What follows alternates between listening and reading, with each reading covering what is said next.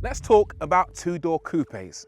A while ago, they were everywhere and they were brilliant. I've got a few of my favorites right here. Look at this, right? Vauxhall Calibra, fantastic. Ford Puma, not that one, brilliant looking car. And then Alfa Brera, fantastic thing. Ford Capri, not that one, yes. Toyota Celica, and so many more. They were aspirational, but accessible. They were not too impractical. And most importantly, they just looked cool.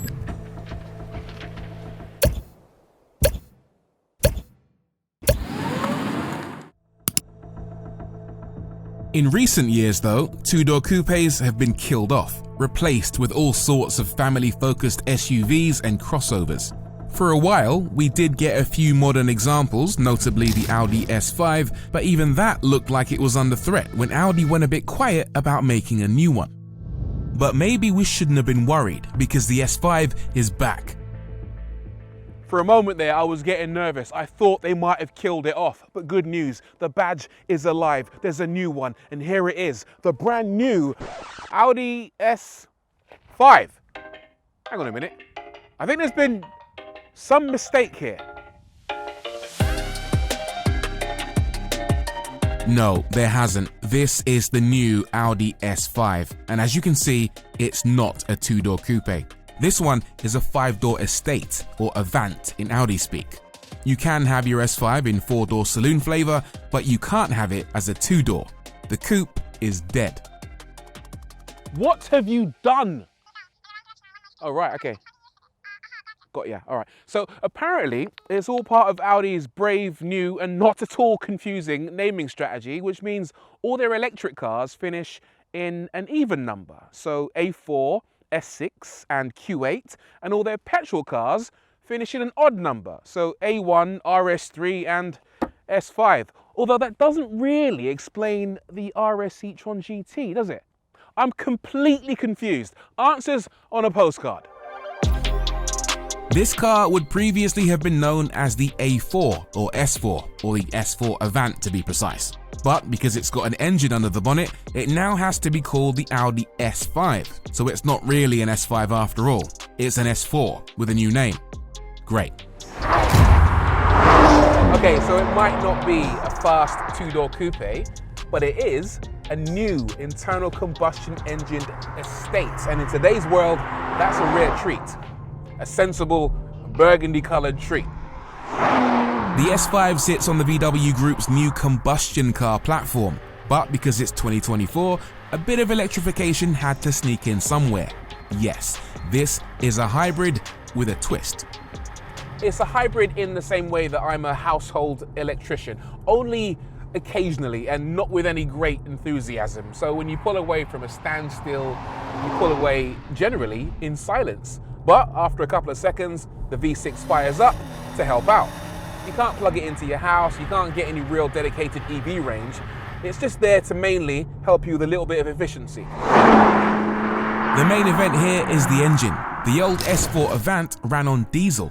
Remember that stuff? But this new S5 gets a turbo V6 petrol, which makes 367 PS and 550 Newton meters of torque. Which in a world of 700 horsepower family EVs, that might not sound an awful lot, but let me tell you, this car actually has more power than the OG Lamborghini Countach. The power should be plenty, but as ever, let's make sure. Dynamic, ESC off, brake, accelerate. Ooh, it does have launch control. And go. Oh yeah, now that's quick. Oh. Okay, so 0 to 60, 4.5 seconds. That's actually quicker than the original Countach. And because it's an Audi, it's limited to 155 miles an hour. And that's actually not that far off the Countach as well. Yeah, the acceleration's strong. Now your children are crying, your 2 spaniels are pressed against the back window, there's crayons and sweets and vomit flying everywhere. Yeah, I'd say the power's adequate. But because the S5 is a fast Audi, of course it's 4-wheel drive. There's a center-locking differential sharing power between front and rear axles, and a further torque splitter dividing it across the rear wheels for a little bit of playfulness, but not a lot. If you're thinking that's going to make your S6 a bit of a drift monster, then you're going to be disappointed, because in typical Audi S fashion, that's not really their jam. Their jam is all about making quick, swift, sure-footed progress, and this car, well, it does exactly that. I wouldn't say it's the last word in driving thrills. It's not even the second half of the book on driving thrills, but if you like your progress swift and unruffled instead of swift and ruffled, well then the S6, yeah, you'll enjoy it. The engine it's interesting. It's a shame the V6 isn't a bit louder and a bit more exciting. It's not terrible though. I'll tell you what it sounds like. This is the internal combustion engine equivalent of Radio 2. It's kind of like reassuring background noise rather than something you can really nod your head to. But yeah, in a world full of EVs, I'll take it.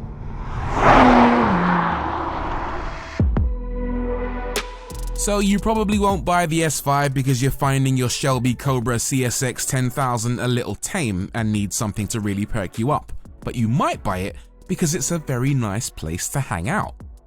The best way to describe the interior of this S5 is very Audi-ish. It's very premium, very polished, and quite practical as well. So you've got a couple of cup holders there, you've got a wireless charging mat for your phone, and plenty of room for your bits and bobs. Not tons of it, but certainly enough to be getting on with.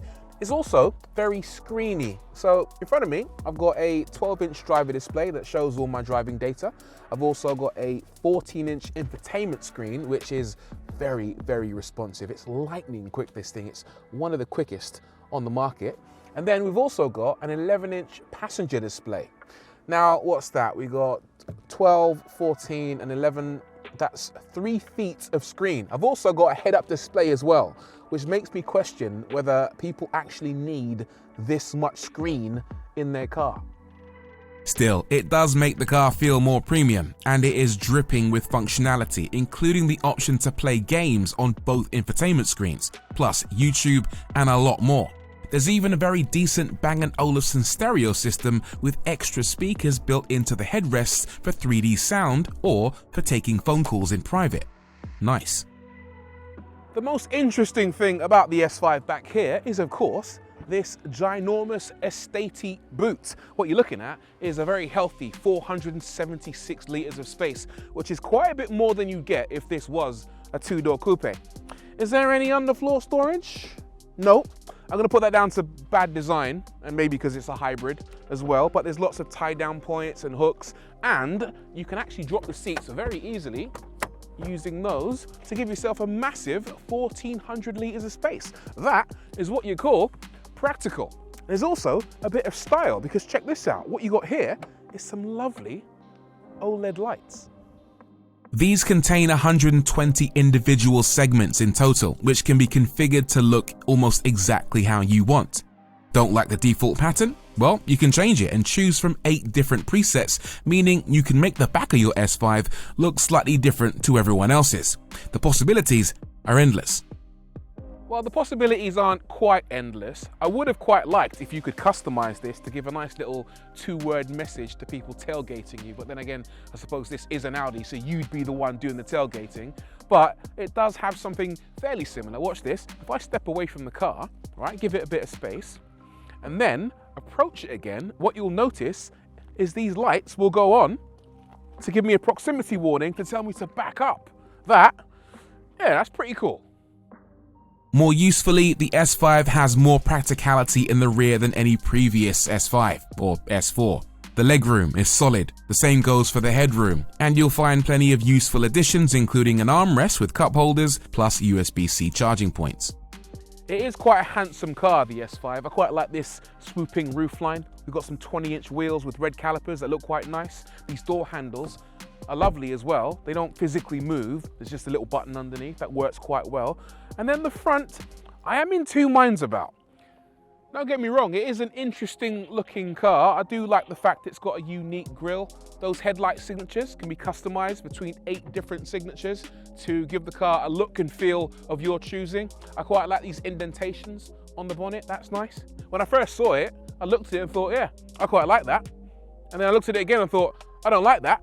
I think the problem is all the chrome. There's chrome literally everywhere, all over the front, these little bits here, what's that about? Why are they so massive? And all over the door handles and the roof. It's not even real chrome, it's fake chrome. What do you call that? Foam. Nah, I'll take mine fully murdered out, please.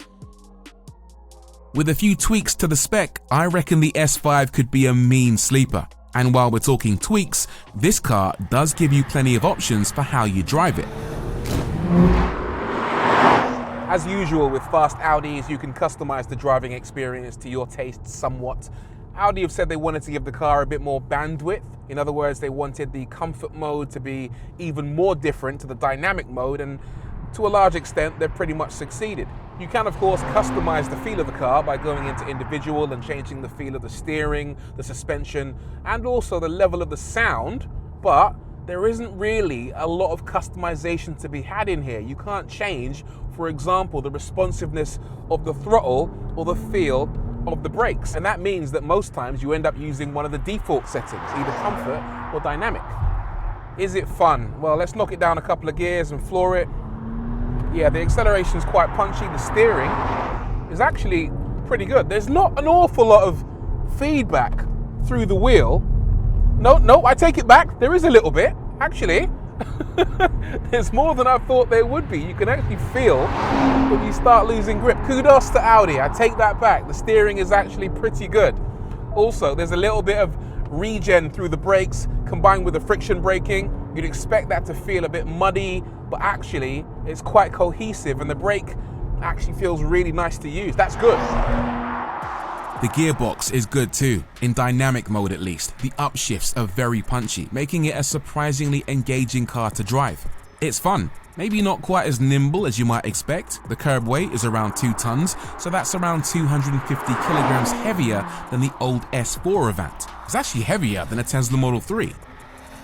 Which raises the question, if you're in the market for a fast, heavy Audi, then why not consider the electrified S6 that I drove a couple of months ago? I'd say the S6 is a slightly better looking car, and because it's all electric, it'll save you a lot of cash in road tax and company car tax and all that stuff compared to the S5, which coughs out 179 grams of CO2 for every kilometer. So why would you go for the S5?